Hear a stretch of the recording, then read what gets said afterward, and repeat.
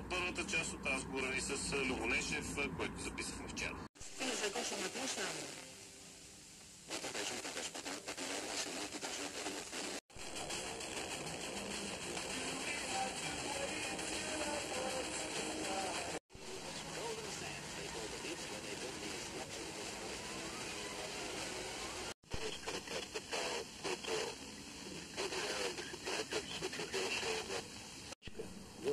Малкия черпа, се гледа как го Михаил Гаврил, сядам и гледам как...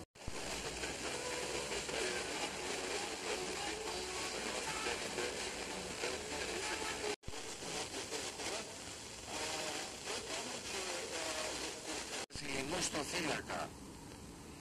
Οι Ισραηλινοί και οι Αμερικανοί εξωματούχοι συναντήθηκαν.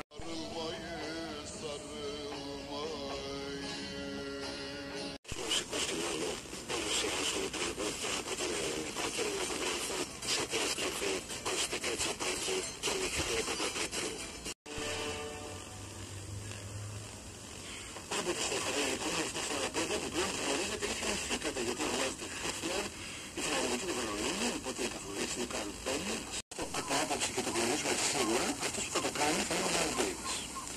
Ο Γιαννάκας προς τα 17 του έχει γράψει ένα κοντσέρτο στο ύφος του Μότσαρτ για να κάνει τη φιγούρα του και είναι και...